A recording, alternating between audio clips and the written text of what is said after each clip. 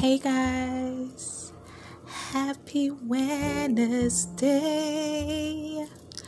We made it to the middle of the week. Yes, we did. Listen, what a day, what a day, what a day. You may not be able to hear it from my voice, but today has been crazy for me. Okay? But through it all, we must remain positive. So I'm just going to take a deep breath and woosah. Yes.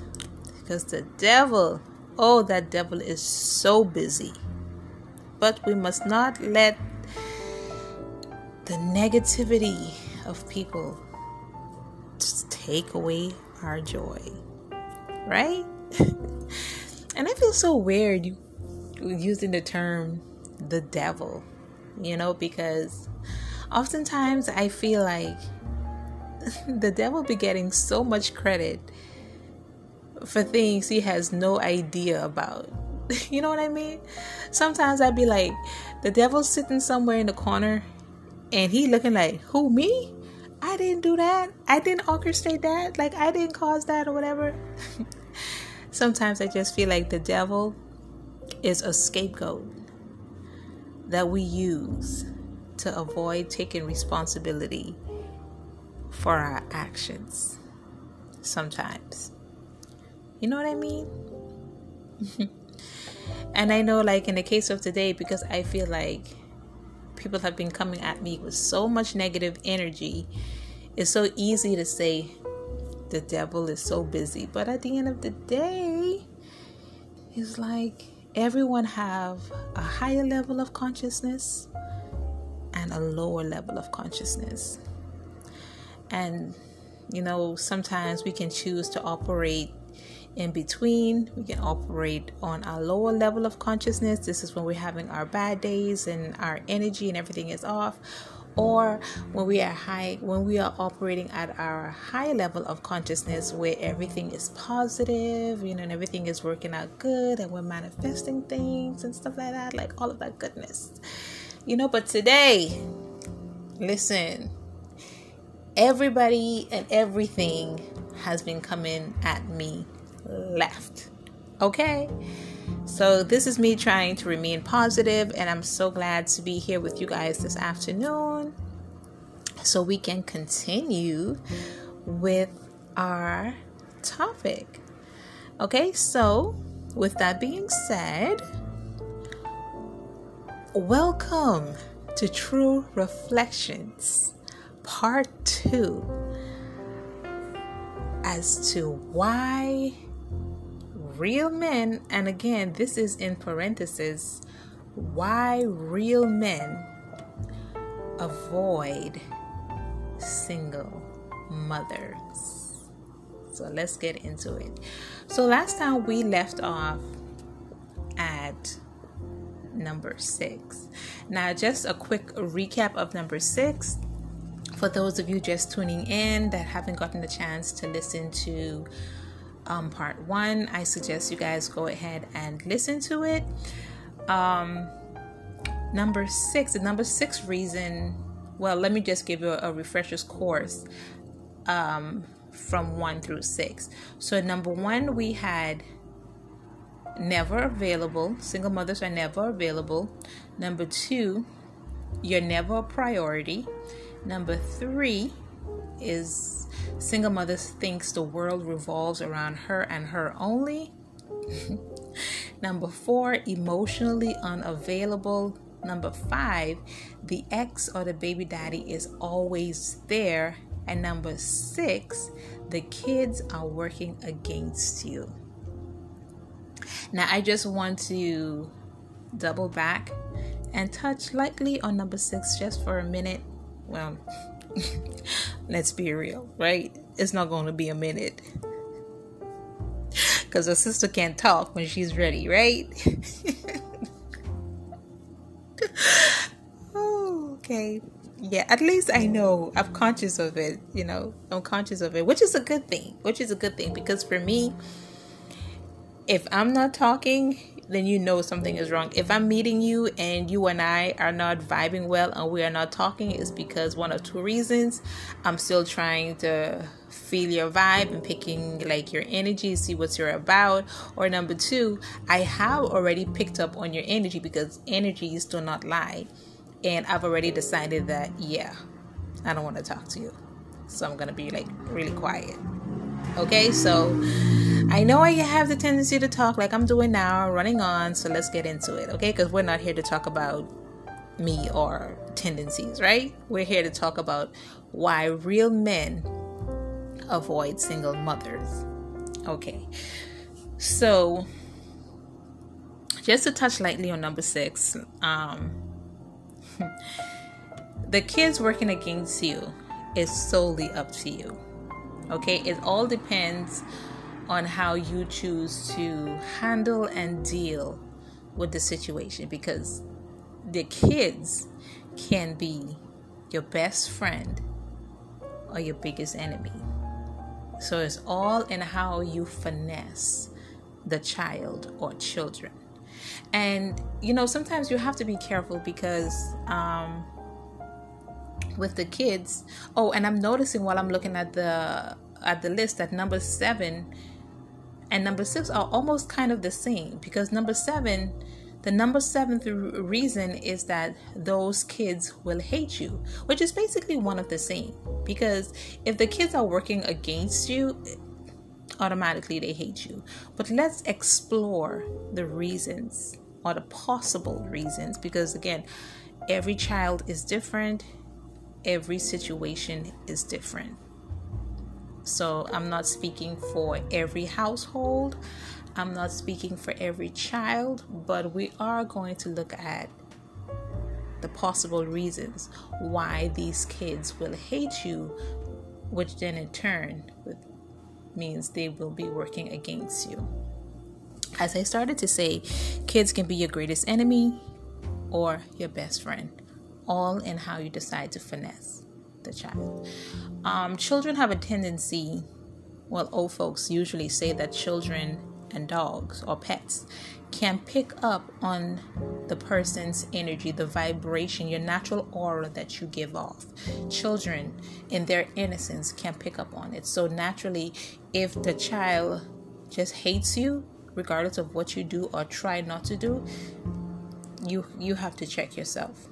Really, ladies, gents, if the person that you are with and your child, is acting funny towards them, that's a red flag. Stop and pause about it. But it's not always the case, because sometimes children can be overly territorial and overly protective of their parents. Again, this is not about single mothers. This is about single parents, because in regards to this list, as ridiculous as it may seem, these are general concerns that single people have in regards into getting into a relationship with anybody, be it male or female, that has children. So we have to pay attention and at least try to understand it from their perspective. Okay? Now, based on how you finesse those kids can become your best friend. But when children are overly territorial of their parents, you have to make them comfortable. You have to let them know that you're not here to replace them. You're not here to take away mommy's or daddy's love and affection from them. You just want to add, because children could never get too much love. Okay? Children can never ever get too much love. The more people that we have loving on a child, the better outcome will it be for that child. Okay? So we have to look at the reasons behind the children working against you and the reasons behind them hating you. One possible reason is that your presence represents to them that the chance of both of their natural parents getting back together is basically next to non-existent. The chances are really, really, really slim. And believe it or not, even older kids, even adults sometimes, even though they have gotten older, they understand the nature of relationships or have an idea, because come on, whoever is going to understand the nature of relationships, right? It's complicated. But even though they've probably been in relationship themselves, they understand it. They understand how complex and how complicated relationships can be, and they may have a better understanding as to why the relationship between their parents didn't work out. It still doesn't stop them from wanting and wishing at times that their parents can get back together. So your presence coming into their lives is basically telling them that daddy and mommy is moving on and they're never getting back together, and their family in their minds is going to remain permanently broken. Okay? Another possible reason, like I mentioned earlier, is that they may feel a little jealous. They may feel like you are coming to replace them, take their mommy or their daddy away from them, and ultimately taking their love, the love that their parents had for them, away from them. Because I know for me personally, that is a genuine concern for my 5-year-old. My daughter, she is the sweetest thing ever. She's not perfect. She has her moments, mind you, but she is the sweetest little thing. And sometimes I joke with her jokingly. I said, you know what, I need to find myself a husband, and she would go, no. She would go, Mom, you don't need a husband. And I'm asking her why. She said, because you got me.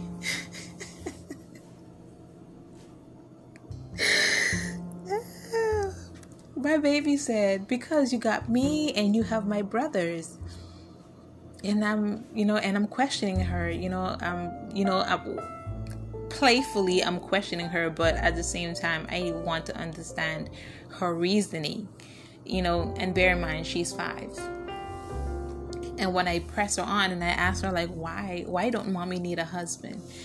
And she says, because you don't need a husband. You got me, you got my brothers. And I'm like, well, don't you want a daddy? And she said, no, I got my brothers. My brothers can be my daddy. You don't need a husband. And I'm looking at this little girl like, okay, so I'm supposed to remain single for the rest of my days. And when I asked her, well, why don't mommy need a husband? What do you think is going to happen? And she flat out told me, because if you get a husband, you're not going to love me anymore. Shocking, right? My 5-year-old told me, literally, and I'm not making this up. I promise you guys, I am not making this up. My 5-year-old daughter, her reasoning for me not needing a husband is because she seems to think if I were to meet someone today or tomorrow and we both genuinely like each other. And I have to say we both, because in this day and age, dating is so hard that you have to be careful. You have to be careful, because you're going to find yourself in a relationship all by yourself. Okay? So this is why I'm saying we both have to have genuine interest and genuine feelings for each other. So we have these genuine feelings for each other, and we decide that we're gonna date and ultimately get married. I need to reassure my daughter, reassure her that no matter who I meet, no matter who I decide to date, no matter who I choose to be with, and whomever I choose to marry, is never going to take away or diminish the love that I have for her. So in situations like that, you have to determine if your child or your children is acting out towards the person trying to come in. Is it a real genuine concern where they feel like this person is not a good person at heart, that they picked up on the bad energy of this person? Because we have to be careful of pedophiles and everything out there. Okay, because children don't normally hate on a person for no reason. And I will say this again, if you are fake about it, the kids will know. Okay, the kids will know. So we have to determine that. And for us parents, we cannot be overly sensitive to your child or your children is concerned, because sometimes children can make things up. Listen to me, okay? Before anybody gets on me or come at me or whatever, listen, okay? I'm gonna say this as clearly as I possibly can. Parents, I am not saying that we must not pay attention to our children's emotions or their feelings or their concerns in regards to the people that we choose to date. That is not what I'm saying, okay? We have to give voice to their concerns. We have to pay attention to how they feel, because they feel it, and they feel it for a reason. We have to pay attention to it. We do.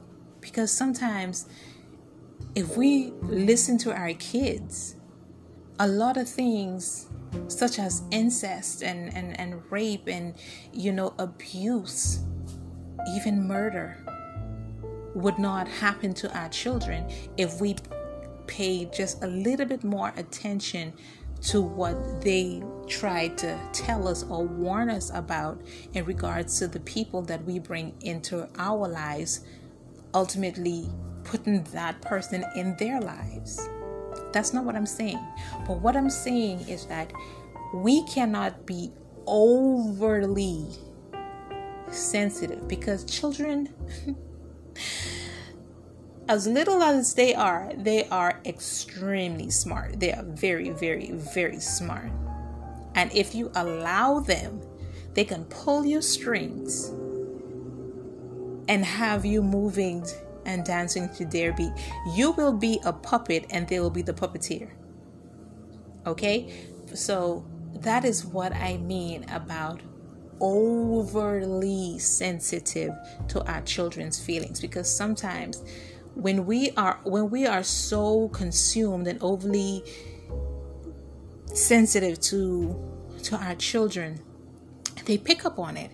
And if they pick up on it, they've already figured out that, okay, if I act a certain way, I'm going to get my way. If I throw a tantrum, then I'm going to get my way. If I cry, I'm going to get my way. If I do this and if I do that, I'm going to get my way. So naturally, when you try to bring a stranger into their lives, without giving that stranger a chance, they are going to pull whatever strings that they know they have to control over you, to persuade you otherwise. Okay? Again, many times they are right. But sometimes it's just for the simple fact that they don't want this person in their life. They don't want another person coming in and interrupting their lives. Because, believe it or not, children have the ability, if you allow them, to sway your decision as far as allowing a person into your life and being in a relationship. So that is why it is important, as both the parent and the person coming in, to determine the reason. And again, for whoever is, trying to date a single person, if you are fake, that child is going to know, and no matter what you do or don't do, it's not going to work. They're not going to like you, because they can already see through the fakeness. They can already see through your BS. Whilst the parent, the mom or the dad may be so infatuated by you that they can't see it, but children have a filter.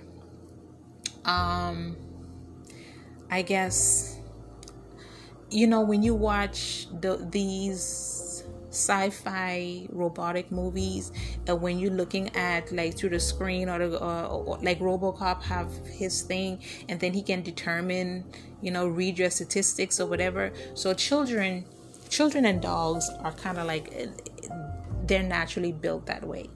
So even when you're pretending to be nice and trying to do this and trying to do that, if you are not a genuinely nice, kind, caring, loving person at heart, that child or those children are going to pick up on it. Okay? And in those instances, parents, male and female alike, when your child comes to you and gives you a valid reason as to why they don't like the person that you are bringing in, you may not want to cut that person off right away, because you like them. But I would advise that don't dismiss your child's claims right away. Pay attention. Get past the infatuation for a minute and pay attention. Try to see this person through the eyes of your child. Okay? Because there are many reasons as to why a children or a child may hate you, which will push them to working against you. Okay, so those are just like a few reasons as to why this may happen. So number 8,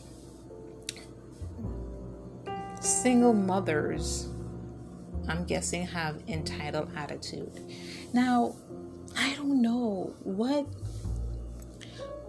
is described as an entitled attitude. I don't know. See, this is like an open question that is left for interpretation. And I don't want to interpret it the wrong way, because what may seem like an entitled attitude to you may not be that to me.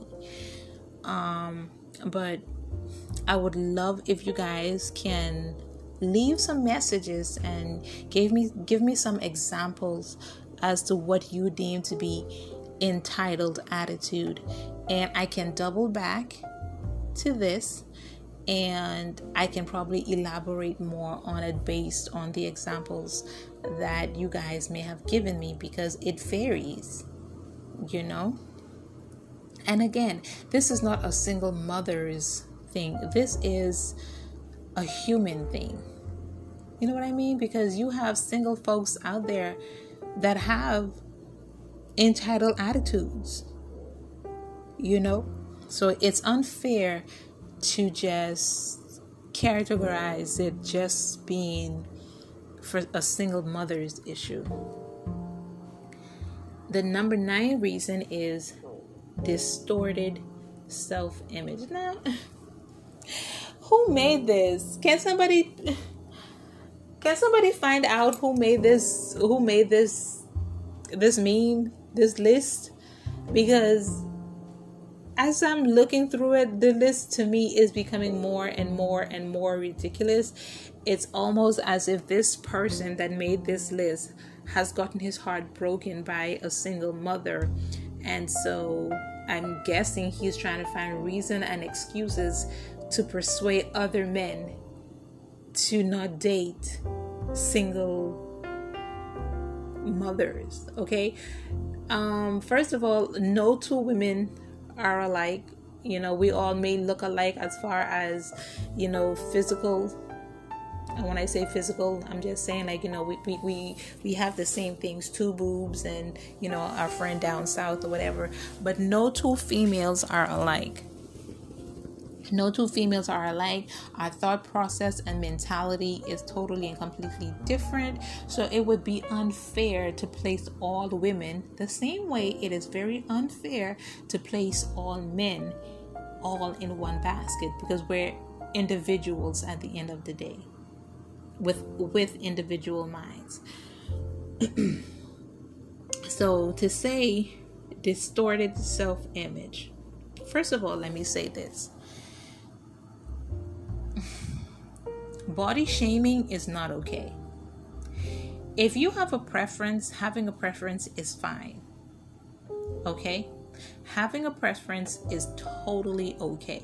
Nobody is going to hate you or be upset at you, be angry or anything because you have a preference and you like what you like. You choose to date who you want to date.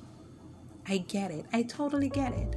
But don't use body shaming as an excuse as to why you won't date certain people. Okay?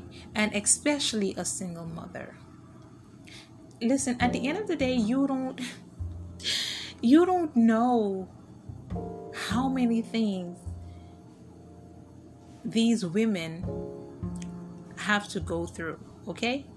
And FYI, you have so many women out there that doesn't have any kids, that has distorted figures. But hey, you don't know the intimate details of their life. You don't know what's going on. You don't know why they choose to be that way. Again, body shaming is disgusting. Okay? Body shaming somebody because of the way that they look is totally and completely disgusting. Don't do it ever. Okay? And then there are many women out there that has children, that has multiple children, that if she was not to say, these are my kids, or I am a mother, you would not be able to tell. Okay? You would not be able to tell if she has kids or not, simply based on how she carries herself and how she presents herself. But that doesn't make her better than the other person that has so much going on that at the end of the day, they only have about 5 minutes to themselves to breathe and to relax and to catch themselves. Okay? There could be so many things going on. And then at the end of the day, this is not just privy to single mothers, because you have mothers that are married. You have married women that are mothers that cannot find the time to work out. because they have so much on their plates, so much going on, that they can barely find time to catch their breath. So for you, for any male or anyone for that matter, to sit in their little high throne and body shame another person, or to use that idiotic lame ass excuse as to say, oh, this is why I don't date single mothers, then y'all needs to get some help. Okay? And then there is such a thing called happy weight. Right? I mean, a lot of men love to brag about that fact. They love to brag about the fact that, oh, when I met you, you were a stick. But thanks to me, taking care of home and handling business, you eating on time, you happy, you got that glow, now you looking right. There is such a thing called happy weight. You know that moment in your life where you're content. Your life isn't perfect. No, by no means it's not perfect. But you're content. You're content. You're relaxed. Your mind is at ease. So you put on that happy weight, that happy glow. But that doesn't mean that the mother that can find time to exercise is more worthy than the mother that can barely find time to breathe. It doesn't make one less of a mother than the other one. It doesn't make one more of a woman than the other one. Okay, so to me, distorted self-image, oh God, just don't. No, just don't do it. Don't do it. Okay, so let's move on to number 10, because number 9 itself is enough to get me upset, because that is some bull crap. Okay? Number 10. Always the victim. Again, like number 8 is kind of hard. It's kind of hard to elaborate. What do you mean about she's always the victim? What do you mean by that? Is it because, when things get a little overwhelming for her? Like, can you guys please send me some messages and giving me some examples of a single mother always playing the victim? Please, can you guys help me out? Because number 8 and number 10 so far is so vague.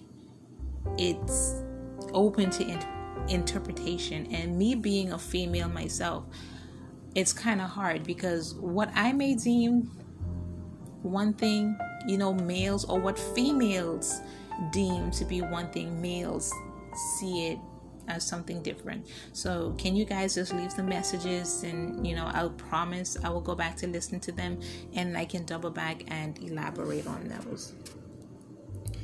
Number 11, Jekyll and Hyde personality. Listen to me, okay? Listen. At the end of the day, no parent, and this goes for every parent, no parent that genuinely and sincerely love and care for their children is going to sit back and let anybody come at their kids left. Okay? You get that shit all the way fucked up, if that's what you thinking. If that is the case, every single mother, be they single or married, has a Jekyll and Hyde personality. If you pay attention to bears, you'll see that bears are gentle, loving creatures until they feel threatened. And especially in regards to their cubs. Have you ever seen that anytime that a cub from a lion, from a bear, or any animal for that matter, even the birds,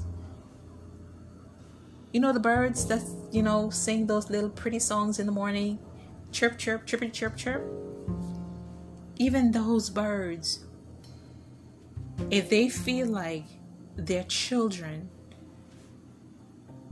is in danger, if they feel like somebody is coming at their kids at the wrong angle, wrong direction, boo, yes, you're going to see a side that you wish that you did not see.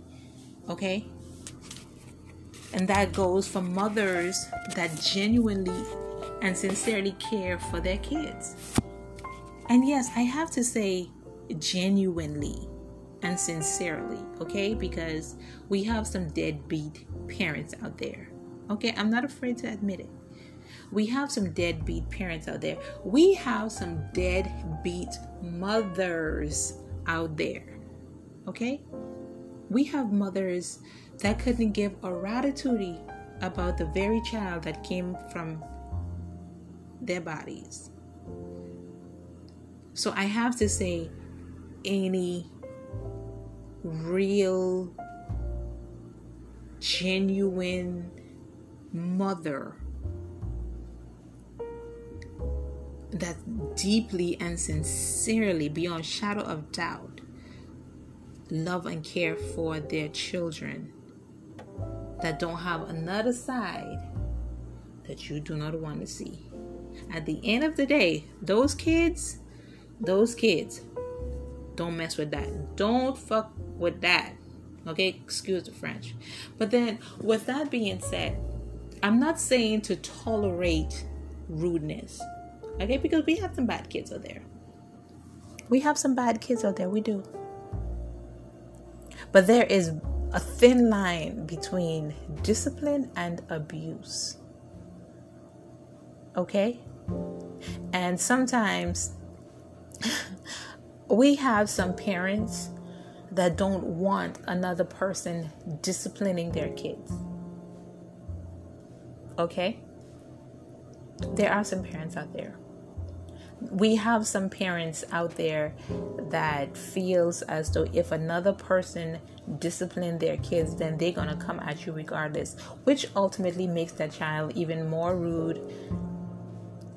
That gives them another reason or another excuse to be bad, because they know regardless of what they do or don't do, their mom's going to be there.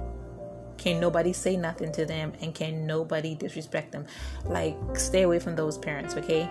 If that child is disobedient, if that child is being rude and being bad and being nasty and displaying some behavioral problems, by all means, find a constructive way to discipline that child.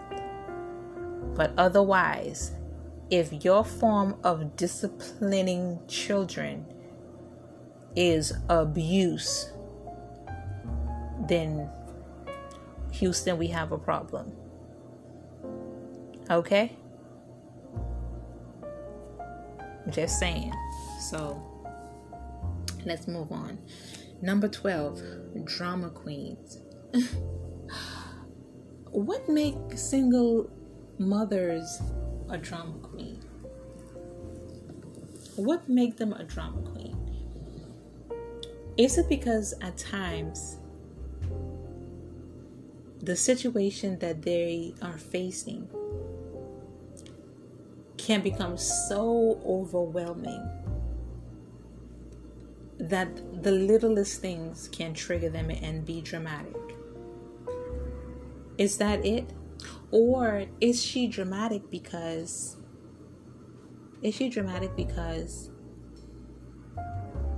she refused to put up with the BS that you want to lay at her feet.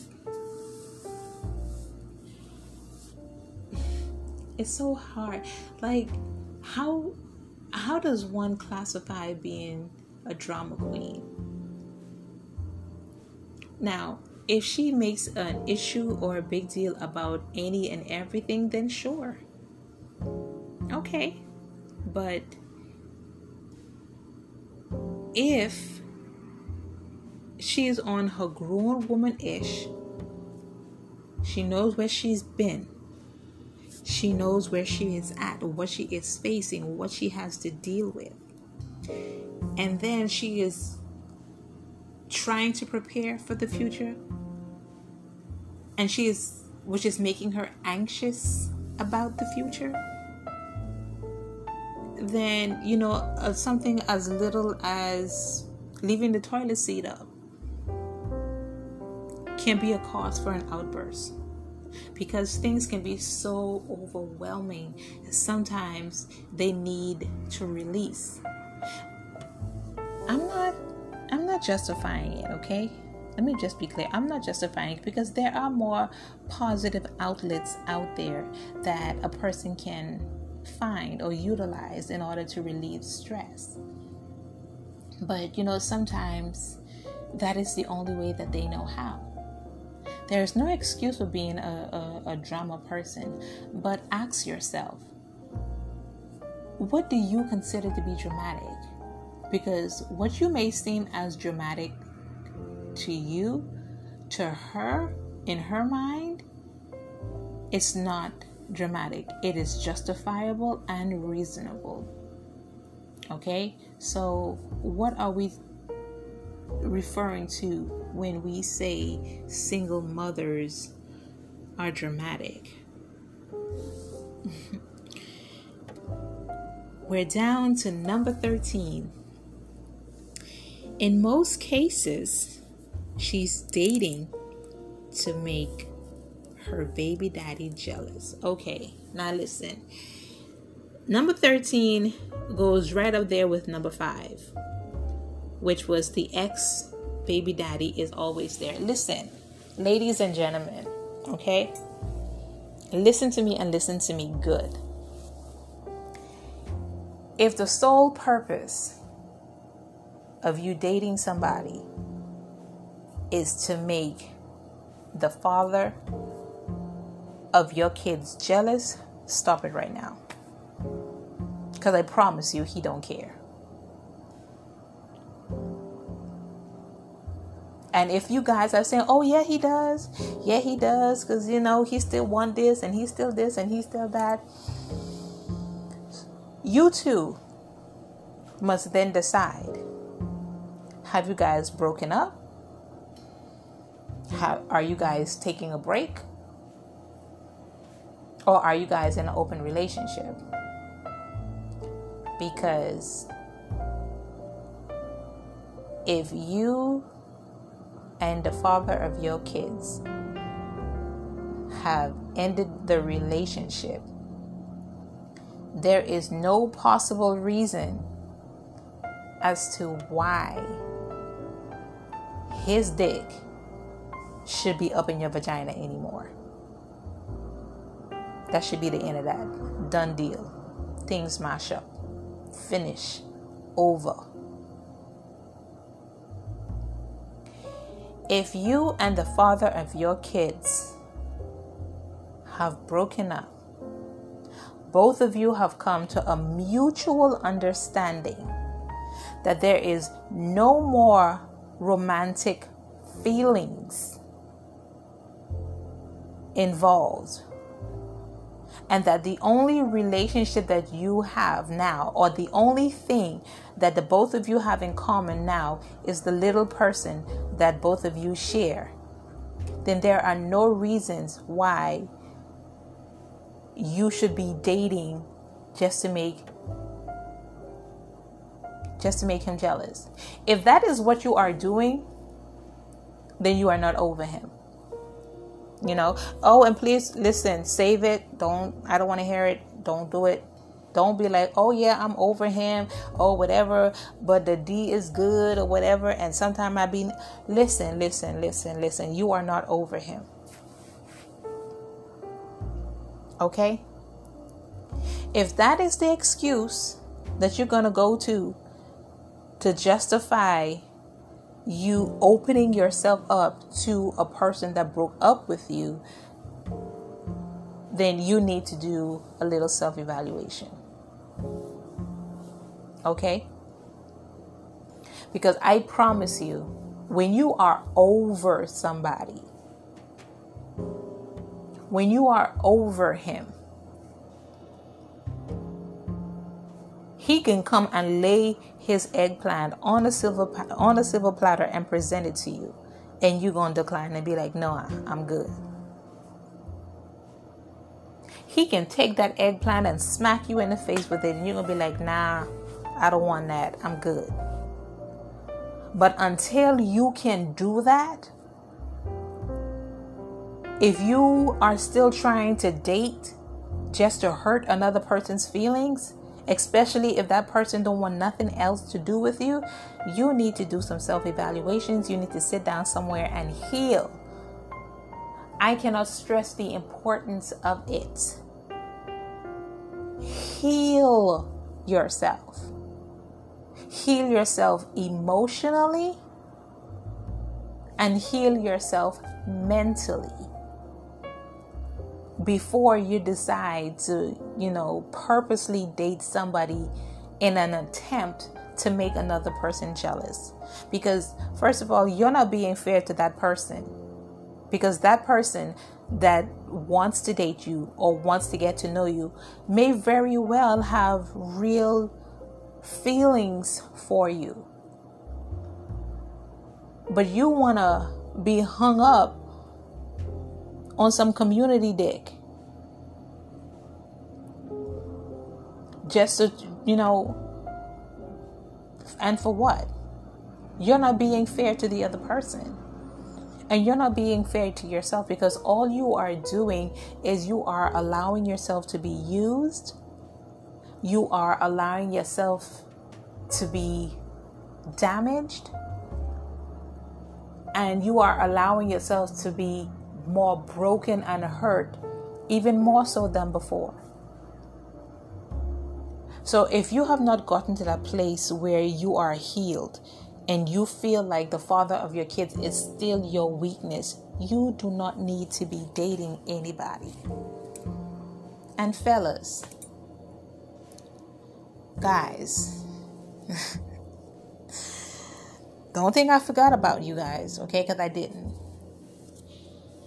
If you know the mother of your kids is still holding on to some hope that you and her are going to get back together, then you need to do your part in squashing it. I know you guys are probably thinking, but I have squashed it. I have told her repeatedly, and I'm dating somebody, but she just can't leave me alone. If you always sliding your dick up in her vagina, what you think gonna happen? Huh? What do you think was gonna happen? You broke up with her verbally, but physically y'all still doing y'all things. What do you think was gonna happen? So you think like, okay, you gonna state that, okay, I don't want to be with you no more.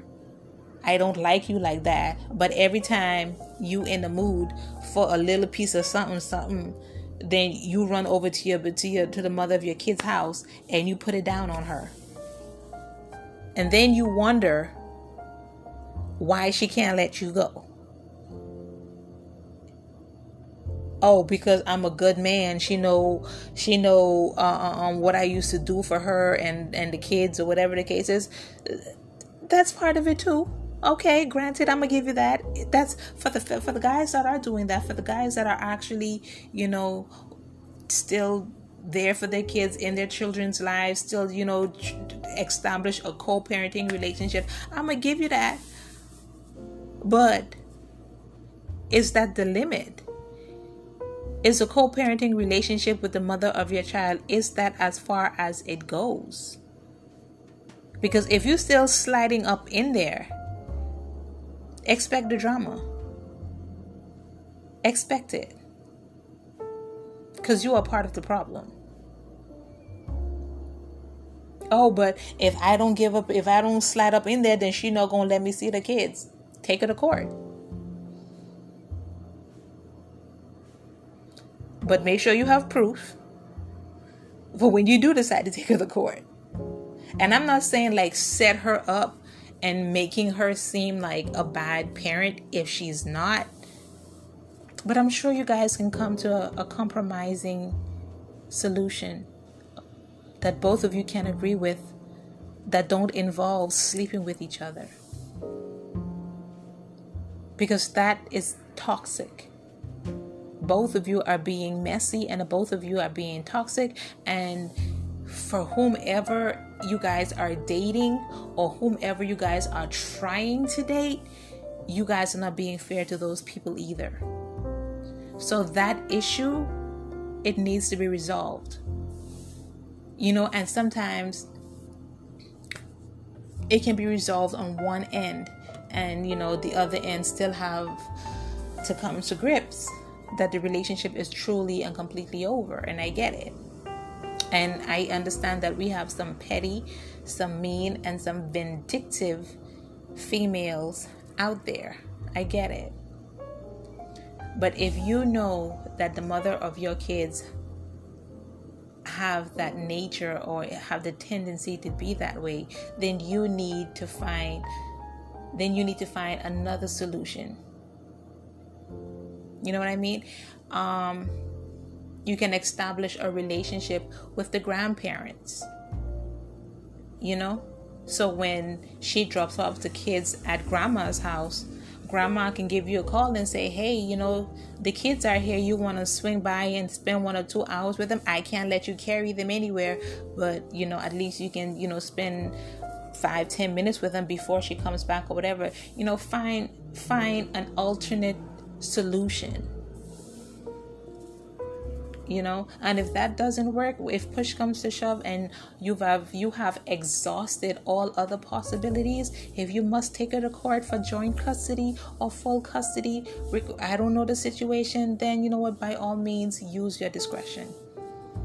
But that whole sliding up in her and then expecting her to just, you know, stay in a corner or stay somewhere out of your life, out of the way, it's not going to happen if you're still sliding up in there. Because at the end of the day, if you guys are broken, you guys have broken up for a reason. Okay? You guys have broken up for a reason. There ain't no other reason why y'all should still be messing with each other and then dragging innocent people into the drama and the mess and the toxic nature of your relationship. Both of you will need to take some time off for yourself and to work on yourself, resolve the situation before either of you can start to date another person. Okay? Because you'll need to be fair to these people before getting them involved, or at least letting them know the full story of what's going on. All right? That is my take on that. Number 14, dishonest. A single mother is, oh gosh. No, you see, now I know. This right here, reason number 14, dishonest. A single mother is a liar. This is how I know for sure that this person that made this list was beyond butt hurt. Okay? First of all, lying is a human trait. Okay? It is a human flaw that every single person possesses. Okay, it is a flaw within ourselves.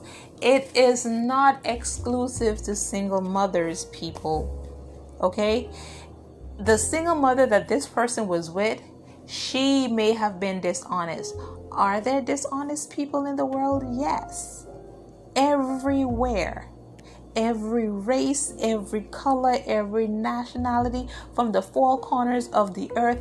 We have dishonest people, male and females alike. It is not specifically oh my God, this is so silly, like for real. This is crazy. This person was seriously hurt. Whomever this single mother is that hurt this guy, you need to explain yourself, like for real, because this right here, this is crazy.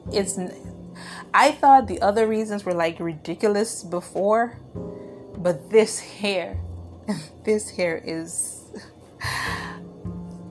really, you know what? I'm not even going to touch that one, because that right there is self-explanatory. That is stupid. That is beyond stupid. That is beyond ridiculous. That is just, oh my God. So let's just jump over to number 15. So the last and the final reason as to why real men avoid single mothers is that they carry baggage, and more baggage. This also brings me back to what I said earlier on. I cannot stress the importance of healing.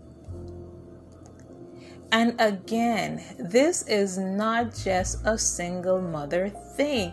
Every single person that has been in a relationship, especially if the relationship is toxic, that has not taken the appropriate time to self-heal.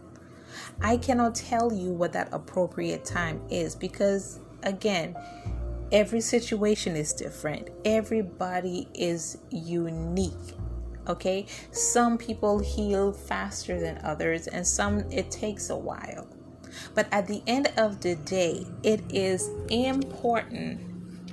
I cannot stress it enough. It is important, very, very, very important to heal. Okay? Please do not carry old hurt into a new relationship. Okay? Please do not carry old hurt into a new relationship. It just doesn't make sense. And that goes for every single person, whether you have kids or whether you don't have kids. It simply does not make sense. Before getting involved with anybody, you must take time to heal yourself mentally and heal yourself physically before you can embark in another journey of getting to know another individual again. Okay, because what's going to happen is that you are going to bleed into that new relationship, when we don't want that to happen. Okay, so here ends part 2 of why real men avoid single mothers. And thank you guys so much for listening and being patient with me. And I hope you guys have a great rest of the week. Valentine's is on Sunday. Valentine is coming. Where's your boyfriend?